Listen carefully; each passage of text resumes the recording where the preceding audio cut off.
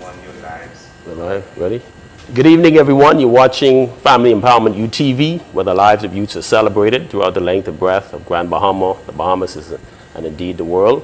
And we're over here live over at 1A Kipton Building here at the Whole Man Christian Center, where the lead pastor is Reverend Rolfe K. Roberts and Lady Enid Roberts. I'm the youth pastor and assistant pastor here at church, and it's a blessing to be able to come and to join with you. I have a special guest in the studio with me, a friend, a sister, a relative, Ms. Brennamae Cooper, who is the founder and president of VOPE. Come on, let's put our hands together for her. It's good to have you, Ms. Brennamae. I am honored to have you. We've been talking about this for some time, and I thank you for consenting and being with us this evening. Well, thank you, and it's definitely an honor to be here. And yes, we're long overdue, but I think that tonight is going to be an awesome discussion. Yeah, thank you so much. Thank you for having me. Again, honor, awesome. I have with me my beautiful wife is joining me, Miss Janice Cooper Carey. She's joining me. I have Irvin with me, my son Irvin, and some of the members from the VOPE the youth organization is with us, and so we're just so grateful that you guys are able to be with us tonight. We thank you, ladies. You could have been doing anything else, but thank you so much for accompanying Miss Cooper for being with us. But God is good, and His mercies endures forever. I am grateful. You know, when we talk about youth and mentoring here in the Bahamas, you know, God has given me a vision in terms of working with young people. That's what I do as my job. Working as a guidance counselor over at Tabernacle Baptist Christian Academy. Been in the system since about 2005. I've been doing that. And your job is very similar. Very similar, working with social services. But I want us to talk a little bit about you. Tell us about Ms. Brennamae Cooper. Tell us about yourself. Okay. Well, my name is Brennamae Rolle Cooper. I was a Rolle before I became a Cooper. All right, okay. And I hail from the beautiful settlement of High Rock, East Grand Bahama. Okay, all right. And those of you who've never, that's right, you can clap. You really can clap. It's a quaint settlement, a family-oriented community. It has been from when I was growing up, and it still, to some extent, is still now. I am the fourth child, the baby, they say, of Etta Mae and Alvin Rolle, both deceased. And I am married now with 2 children. I have a 15-year-old son and a 9 going on 29-year-old daughter. And I know you all know what I mean. My husband and I, we've been married for this year. Next month will be 14 years. Wow, and awesome. God is good. Awesome. God is good. And I as you mentioned, I am a senior welfare officer with the Department of Social Services here in Grand Bahama, and I have been with the department for this month 20 years. Wow. I know I only look about 25, That's right? Good. But 20 awesome. years, and I've been in different areas of our department. Presently, I am back to being assigned as supervisor of the school welfare division. And good, yeah. like you said, our jobs are very similar, because as a school social worker, we work closely with guidance department and of course with administration and the various schools. Awesome. There is something that you mentioned, and we spoke about it when we were over at the hotel. Yes. Talked about it. You mentioned there's a lot of times kids have difficulty in coping when father has passed away, or father could be alive and maybe just not giving them the attention that they need. And so because there is such a need for that embrace, and they don't get that, then there could be somewhat of a rebellion. Some actions is displayed where some level of anger is developed. Exactly. But for you as a person growing up, you mentioned your mom and dad being deceased, and they were deceased as you were a young lady growing up. How did you weather through those moments in your life? How did you go about that? I would like to start by saying, but God. But God. Wow. But God. I was actually 17 years old when my mother passed, and I was just turning 21 when my father passed. So, both very young age. The thing about it is that oftentimes, and I think what I would have mentioned that day, you know, when people who know about the deaths in my family, losing my parents at an early age, you know, sometimes I get this pity look. Sometimes I get this, you know, and I am so thankful to God that I don't look like what the situation was. Yes. And I am cognizant of the fact that it is only because of God. Like, I don't take no credit no day of the week. I know it's only God that kept me. I feel too that what has been instilled in me, even at a young age, contributed. Many times people said, you know, to me, or to my mother especially, who was the constant factor in the home, that constant parent in the home, they would be like, Edame, Bunny beyond her age. And they would say to me, girl, you beyond your age. And now I understand why. Because God was preparing me even for the life that I was going to be living without my parents. You know? So He has definitely sustained me. He has definitely prepared me, even when I didn't even know I was being prepared, you know, for it. Am I saying that it was an easy road? No. I mean, I remember when my mom passed, I was fine like I thought I was. I was actually in New Providence. We left Grand Bahama that Thursday because I was going into the College of the Bahamas there. She got me settled in with a relative who I was going to be living with. So Thursday, Friday, Saturday, Sunday, she left Nassau to return to Grand Bahama. We spoke Sunday night. We spoke Monday. And Monday evening, she would have called me. And we spoke because just a little story here. My aunts and my uncles, both my mother and my father's side of the family, they're very close-knitted. And I was living with a cousin at the time, and she was sharing with me how my mom was over by her mom, along with the other sister. And they were sharing about teasing her, I guess. Oh, yeah, your baby gone, Nassau, that kind of thing. And, you know, she got a little emotional, that kind of thing. And so my cousin said, expect a call from her. She's going to call you soon. And sure enough, she called. She called that night. And, you know, no long conversation. And she was like, she said, just checking on you. I said, what happened? You missed me, eh? Because me and my mom had a perfect relationship, net to perfect.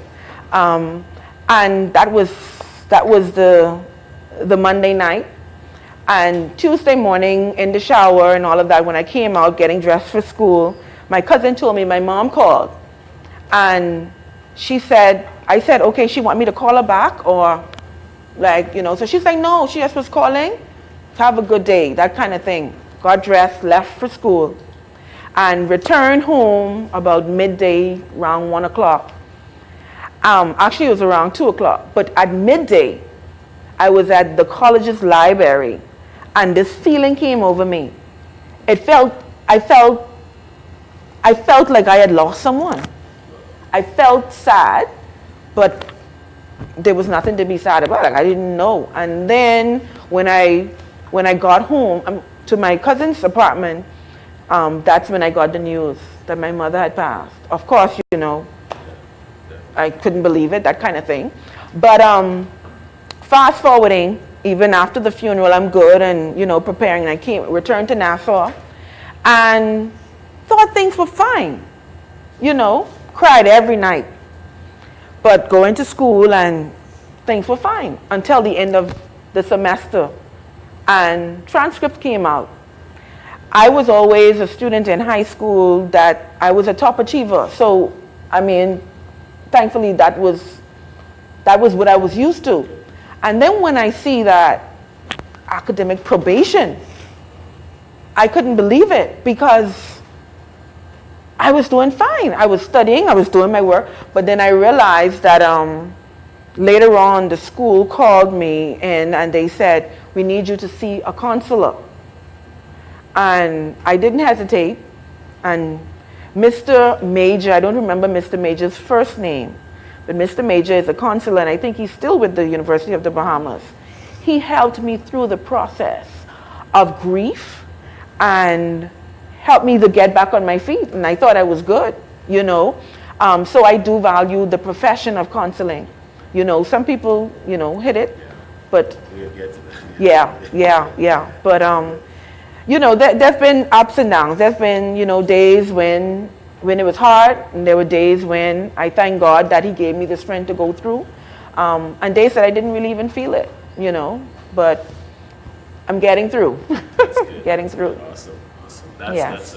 That's a great story, you know, and again, it's a testament to so many persons who don't have, you know, they could say, you know, when this person has lost mom, dad, and they're displaced, you know, and you are really an example to so many young people, so many young ladies.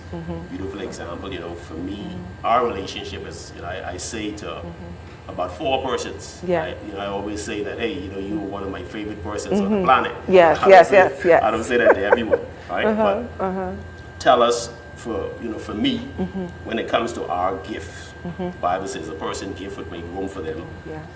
You know, there's a lot of persons can go away to college, they can get a diploma or get a degree, and the degree has nothing to do with their gift.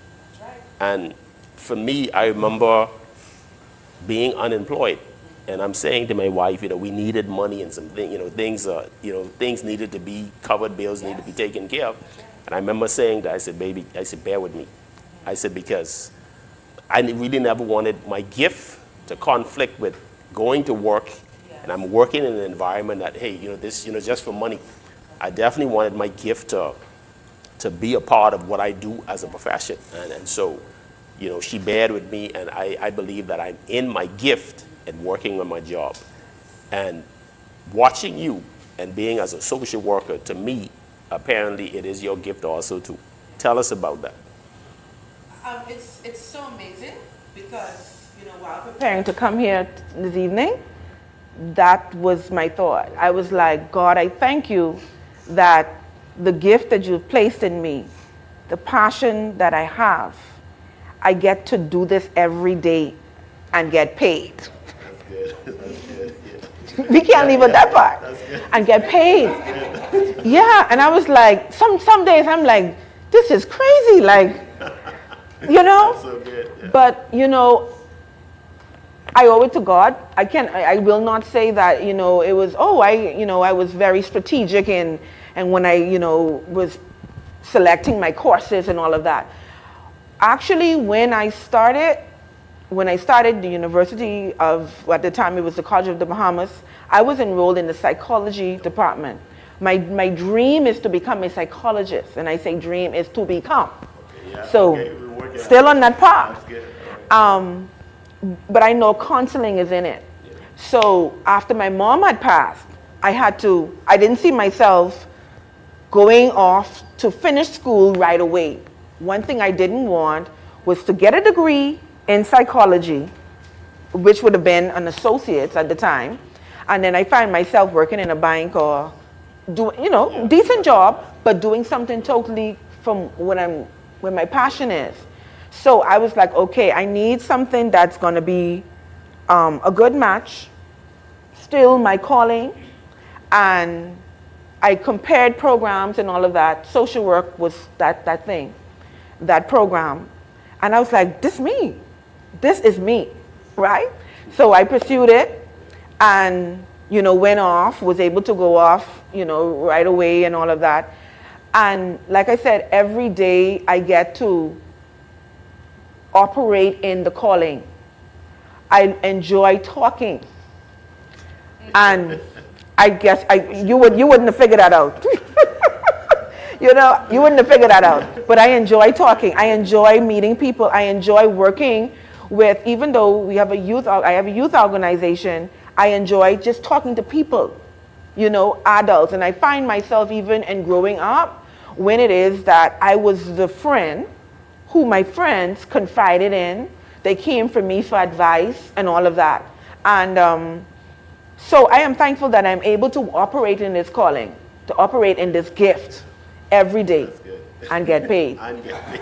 Yes, That's good. yes, That's yes, awesome. yes,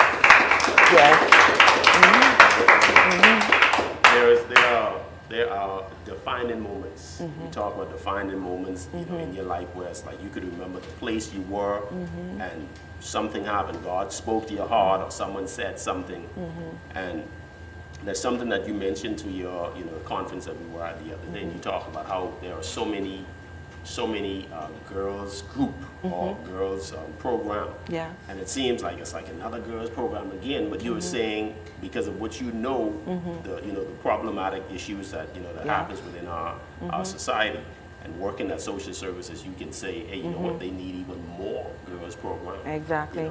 And so. Exactly. But the defining moment for you. VOPE. I mean, this group that is on the news, you watch it, you're doing things. To God be the glory. Yeah, tell us To about God be the VOPE. glory. Tell us about VOPE. the defining moment. VOPE. Yes, VOPE, Vessels of Purpose Elite. It is a girls mentoring program.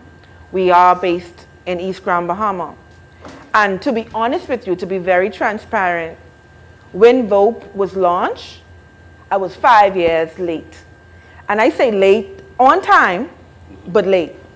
Because God had placed it in my heart 5 years before I actually stepped out. I procrastinated. I was, fearful. Be like, do I have the time for it? Do I have the money for it? All of these things caused that 5 years to go by so quickly. And I don't know if you've ever been in a position where you know the calling on your life, you know this next move, this next project is God gave it to you, but you saw somebody else doing it. I don't know if you ever felt, and that is not a good feeling. That's a horrible feeling. But I saw it. God allowed me to see it. And I was like, oh no, we got to get this going. And started off in the beginning, the first few months was a bit rough. But I already know that, whenever you have that rough, something's good, And we launched in 2014. But September 2014 is when we launched. But I would have visited Fort Lauderdale in July. I went to a world-class event with LaQuisha Williams. It was Conversation with LaQuisha in a little diner, nice little diner, probably about 15 to 20 young women were in the room. At this time, I was still contemplating. I was saying I'm going to do it, but I ain't too sure. I ain't too confident. And anyway, I'm in the diner, and so this is where I'm at. That's where my spirit is at. That's where my mind is at. But when you're looking for an answer, you're hungry. So you're looking at that door, and you wondering that door is going to bring you that message, because your spirit is open and you're hungry for the direction that God has for your life, and that's where I was at. And this woman, she was a guest there that night. She stood up and she said, someone I need to say in this room. It was a regular setting, we was in a diner, we was eating, having coffee and crumpets, to tell you that God can speak to you anywhere. And she said to me, it felt as though it was to me, but she said to the audience, she said, I want to say to someone that you want to make that move, but you're fearful because you think you don't have it. But God wants me to tell you to look at your hands. What is it that you have in your hands?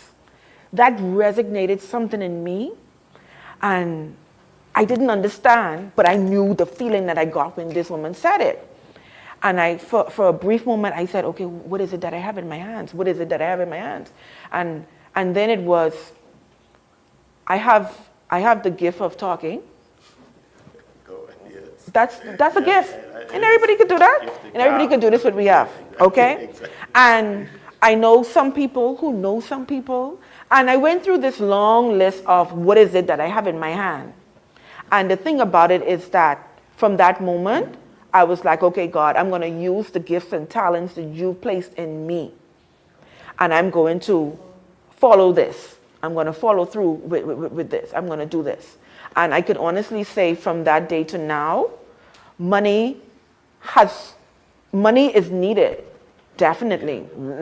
I cannot overemphasize that. We need funds, we need donations. You know that, because you know the work that you're doing. But God, you become creative because you just get it done, and God always provides a way. And I use what's in my hand. That's good. And the mission is being accomplished. Awesome. That's Yeah. good. That's good. Let's pause right there for a minute, right? I want you to, you're speaking of vision. There's a lot of people who are afraid because of what may be said, or they might go out, they might fail. I believe that what you shared, there is someone who needs that out there. I want you to say to someone, a female, could be a gentleman, whoever it may be out there, someone is in a valuable decision. Should I not? Maybe another direction. Speak to them right now. I would say to you, that woman, that man, boy, girl, wherever you are, whoever you are, once you've already heard from God, because see, sometimes we hear from God and we still hesitant, we still afraid. Once you get that sanction from God, go with it. That's all I can say. Just go with it. Once you're sure that it's from God, you go with it. Don't allow obstacles to be an indicator to you to say, no, well, I probably read it wrong. This probably isn't of God. That obstacle actually can be the confirmation, and should be the confirmation that, hey, I'm on the right track. Because we know that the enemy, he does not want us to prosper, especially as children of God. So I would say go after it. Go after that business, and go after that book. These things are not cliche. Go after whatever it is that God has placed in your heart, and do it afraid. I did it afraid. I did it afraid. But I always say, you can step into a room and somebody will know whether or not you are confident. They would never know if that fear is in you if you're confident. You have to be confident. In the face of in the face of fear, you be confident. Inside, your bones are shaking, but you be confident. You be confident. And so I'll just say, go after it. After you'd have gotten that confirmation, and you know that's God, go. Connect yourself with some people who would support you, because that's important too. That's very important. That's very important. Connect yourself with people, because we do fall a little weak every now and again, and we need somebody there to help us, to push us back up. We need somebody. So that's important too. That's good. Awesome. I was, what I like for me with I would say my wife is, my number one fan. My mom is my number one fan, right? My pastor is my number one fan. I'm telling you, I'm serious. It's because you can't just say that, because honestly speaking, it's like I was sharing one day, me and my wife, we just talking, and she would say that I am a person of vision. It's so many things just beaming out. And she said this to me. She said, it was like so much I was giving her. She said, baby, honestly, I really want you to live. I want you to live, baby, to see all of those things that you're talking about. And it's like, she understands. And the thing with God, it's like this. When he gives you one thing, believe it or not, it's something else on top of that. And it's like, you'll find yourself, it's like, man, you just got to. It's like, it's so much. You can say, God, just hold on, man. Let me finish this one here. Then let me pick up from here. But it's like he gives you so much vision. Some of the things that has come on the wife said, baby, listen, I want you to live to kind of see all these things, come to fruition. I want to see that. And for me, what I'm so encouraged about is the supporting cast. The supporting cast, what I saw, your team with VOPE, how important is that for the success of an organization? Your team can make or break you. and it can make or break your organization, your event, your church, whatever. This year I did something a bit different.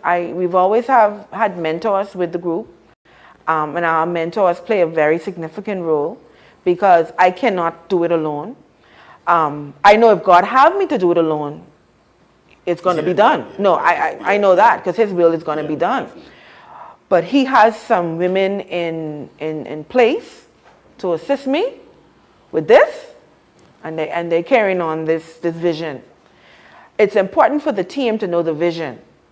It's important for them not only to know it, to accept it, and to operate in it. Because you have some people who know the vision, they know it. But they sometimes, today they with you and tomorrow they're not. And that's not a good thing. Yeah, it is. That's not a good thing. But for our events that we host, which isn't many, but our core events, I would have put together a team of women who operate in excellence. They understand the vision and they want to carry out the vision. Because see, the vision isn't my vision. The vision isn't me. The vision is these young ladies right here. Seeing them at the end of their school year, at the end of their college tenure, being successful women.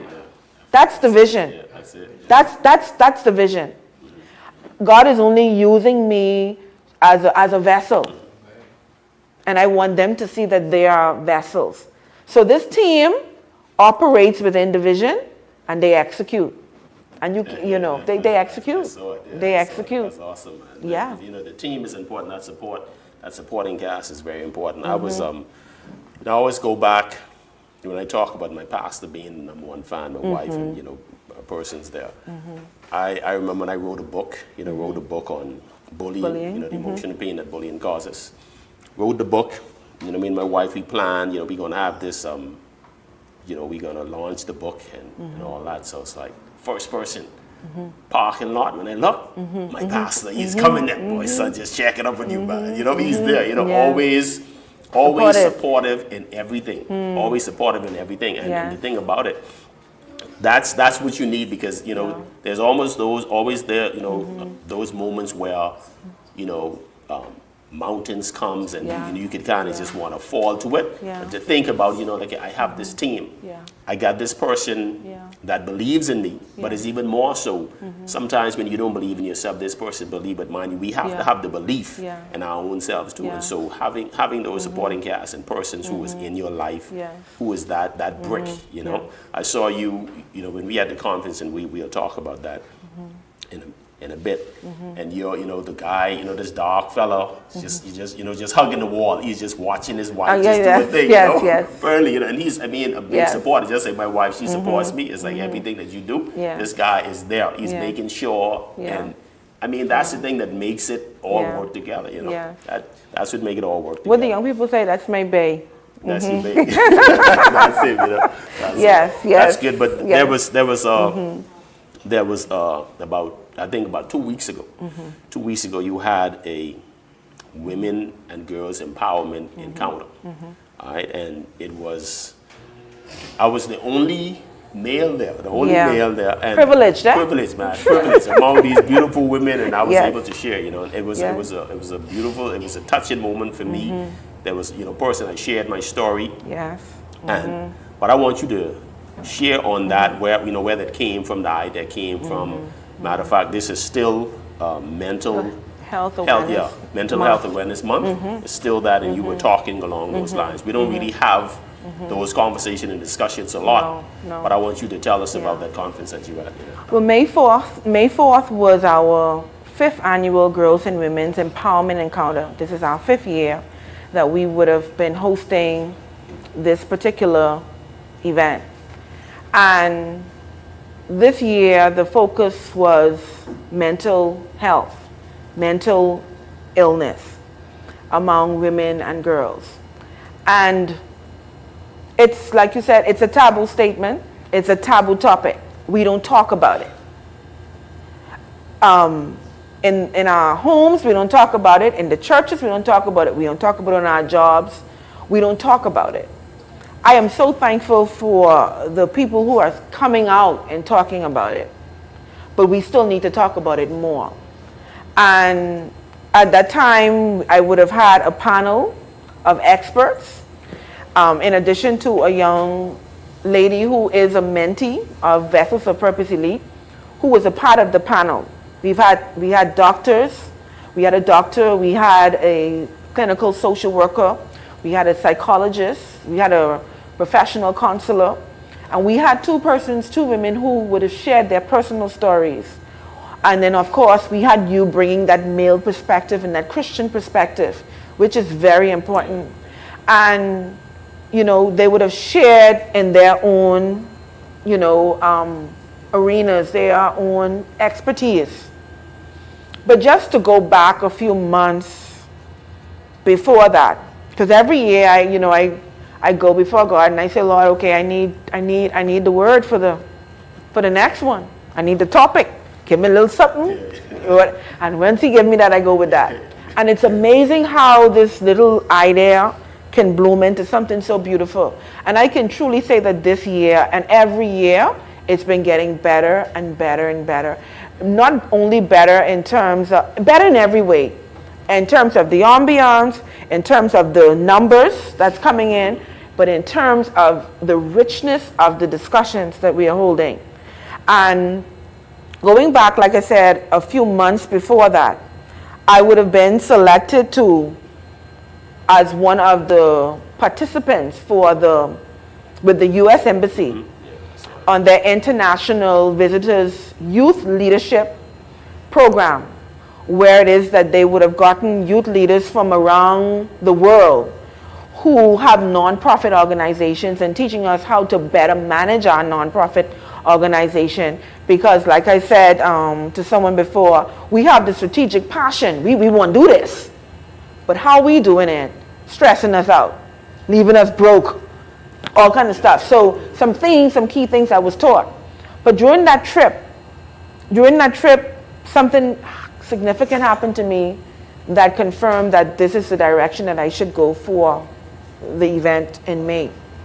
I had a very close colleague of my own who battled mental illness for all of her time that I knew her, but managing and doing well. And actually, she was a mentor.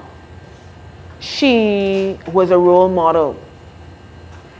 And got the news sitting in the rodeo in Dallas, Texas, and got the news on my WhatsApp and said, sorry, we lost my colleague.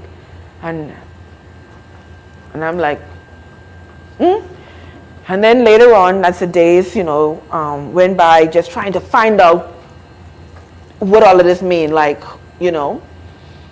And on that trip, there was a doctor, because I struggled for those few days because I couldn't understand it. Of course, we know, because at first I didn't know, they said pass, so I didn't know. And then when you went on social media, then you hear suicide, and I'm like, hold on, is it suicide? Is it what? And it was confirmed that it was suicide.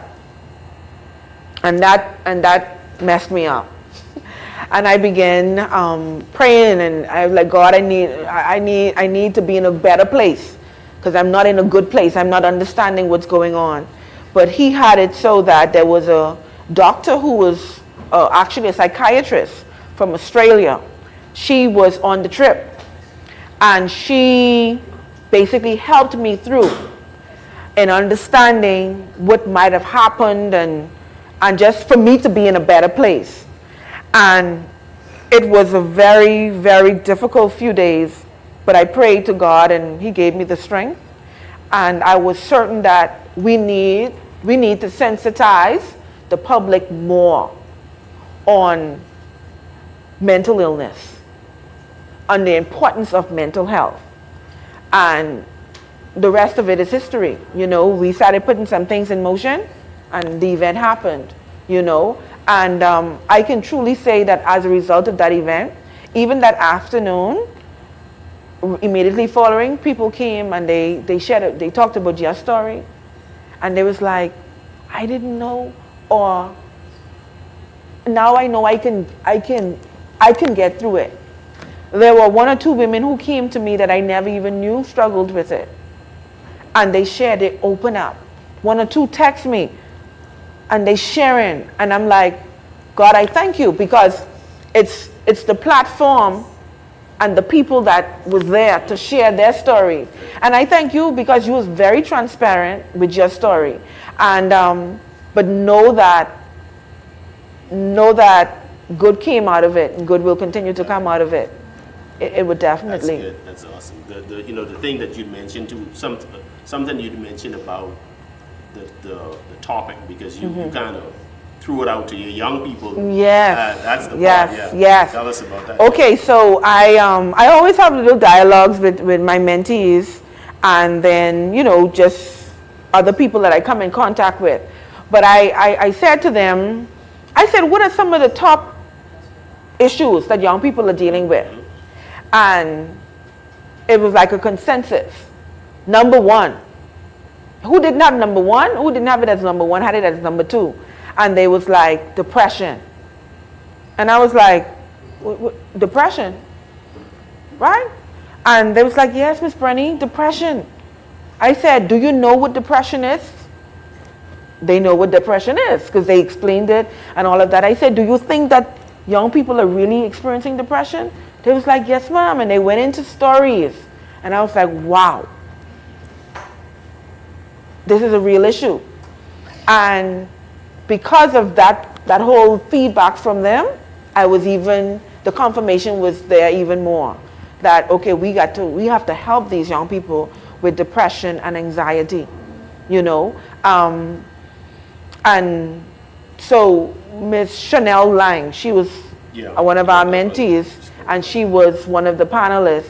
And she shared, I told her, talk to your classmates and your schoolmates, talk about this, find out what their feedback is. And of course, in that afternoon, she shared how, what the findings were and all of that. And it was a good thing. It was a good thing that she was able to get the feedback from the young people, and it was a good thing that I opened up the floor to them to really find out if this thing is real. To get it. Yes. Mm-hmm. Depression is real. And, I always kind of, not always, but I think about last year, about 2 years ago, I was, I became somewhat comfortable in talking about it. And again, because, persons would be like, when we speak of someone being depressed, it's like, or seeing a counselor, it's like, we see it as, again, like you mentioned, it's taboo. It's like, you're going to see a counselor, something wrong with you, But it's like, so my brother David always tells me, he's like, bro, listen, use the counselor, right? That's right. Let them know who's your counselor. That's right. So That's right. he counsels me. So, yes. and the thing about, that's what he says. But my mom, my pastor, those two was basically like a tag team when I was really in the dumps. Wow. Yeah. I'm talking about in the dumps. It's like hard to function. It's like, and I was sharing you and my brother David, I was able to talk about it. I said, bro, I need to see you. I need you to come now. Yeah. And depression for me, it came about with loss.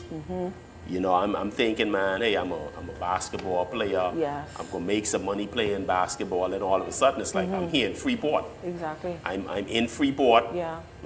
The plan changed. I'm in Freeport, and it's like I'm like, hold on now, what am I doing in Freeport? Hopelessness, and I literally got to the place to say, you know what? It's like life didn't make sense to me. Yeah.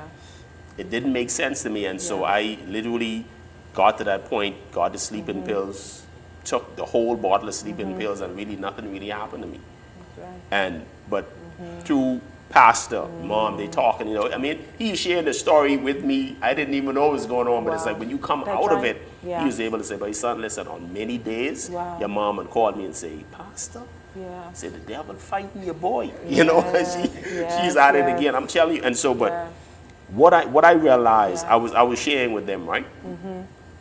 I realized when it left, or when I was able to, I would say when it left me, Yes. it was basically coming into purpose, finding purpose. I remember lying down in the room many days when the sun would shine. I would put the blanket over my head. It's Yeah. like, for Yeah. what?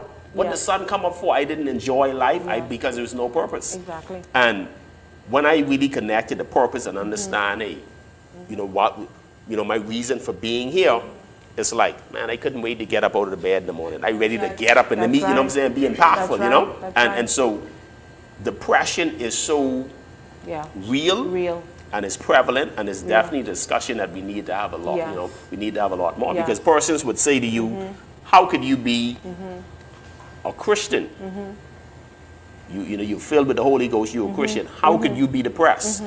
And because that question is there, persons who are Christians is even so more depressed, but they're not going to talk about it. They're going to Yes, suppress it because suppress if I talk about this thing, Yes.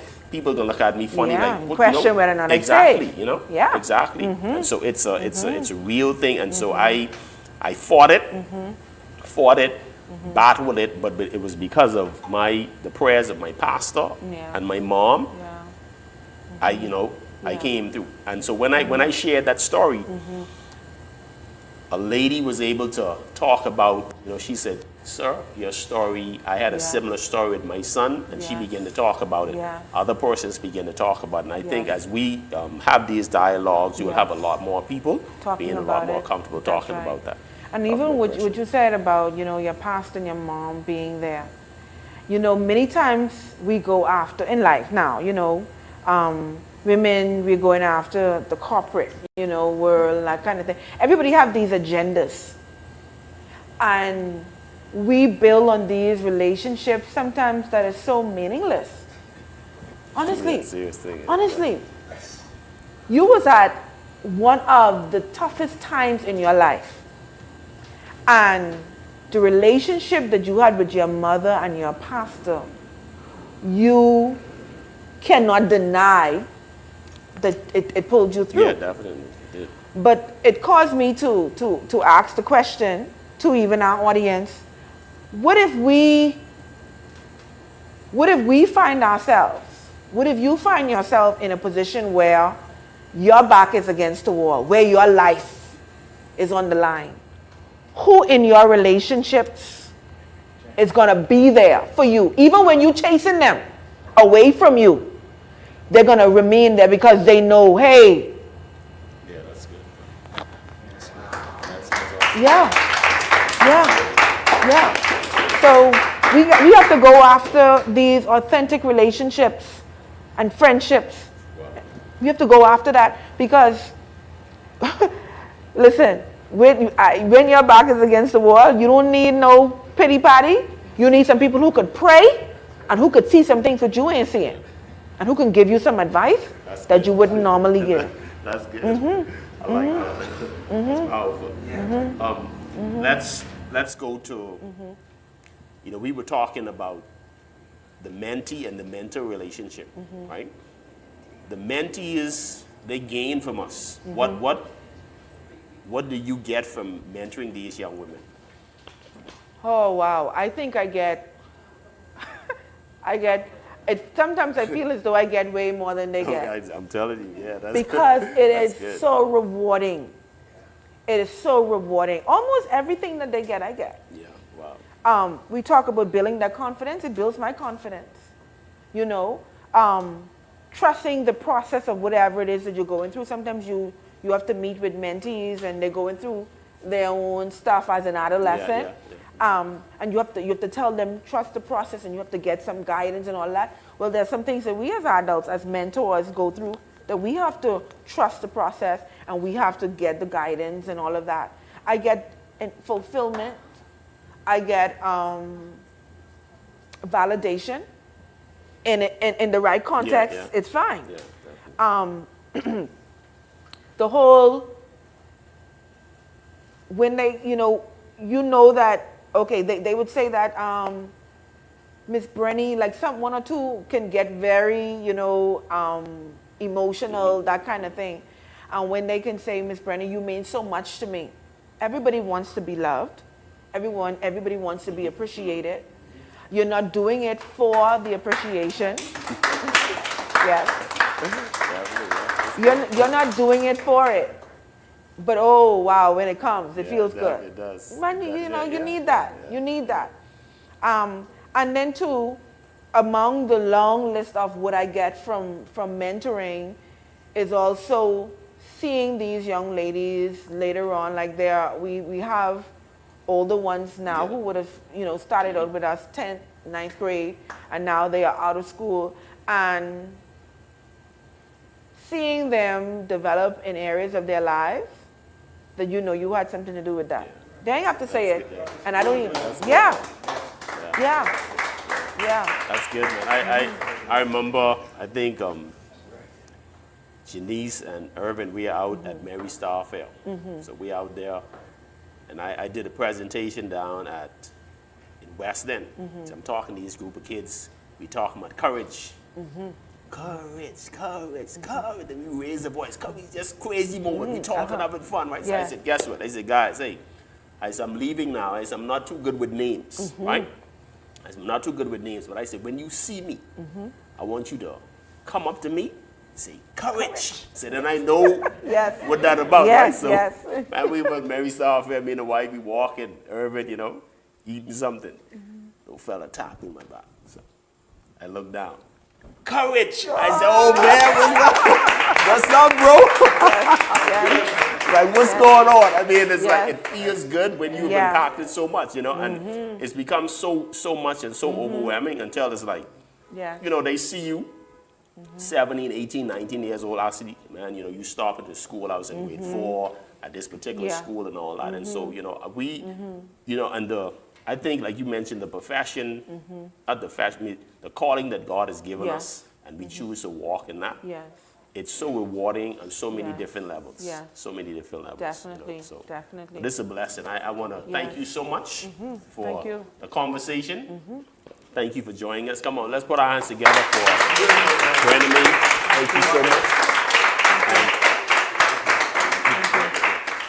much. What we want to do again, is Family Empowerment UTV.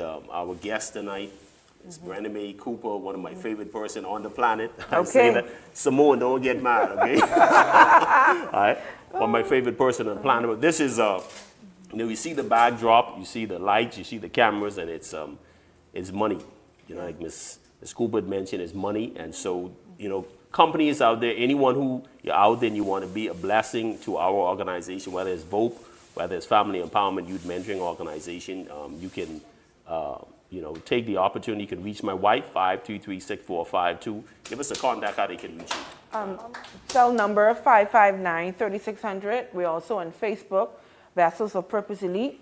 And we also have our website, VOPE, VOPE, LITE. .com. Yeah, that's good. Got the website. Awesome, man. That's good. God is good. I love what you're doing. Love what you're doing. I'm proud of you. Thank you. Proud of you as your big brother, your big cousin. I'm proud of you. You continue to do the work. Be that example. You're not just a beautiful person exterior. You're more beautiful on the inside. And you continue being that leader that these young ladies can look up to. You are an example, and I think because of your leadership, that makes your team even better. Your team surrounds you. I watch that, and the way they work with you and all that. So that's an awesome thing. So I just want to encourage you and speak blessings and the favor upon your work, what you're doing in High Rock. And being expanded in social services, your gift is making room for you. And so again, I'm grateful to have you, and thank you so much for your insight and sharing with us tonight. Thank you. That's good. All righty. Awesome. Good stuff. You guys enjoy? Yeah. That's good. Yeah, man. Oh, the Wi-Fi went off? That's good. We done, right? Okay. Yeah, that's good. Awesome. Yeah. How long it was? Sorry. There was one person who asked if we were taking any questions. Yeah, yeah. Yeah, Okay, that's cool. okay. Yeah, that's good, man. That's awesome. Okay. Yeah. Yeah, we can, Yeah, we can that's do that. good. Yeah, yeah. We can do that. Yeah. Yeah. So thank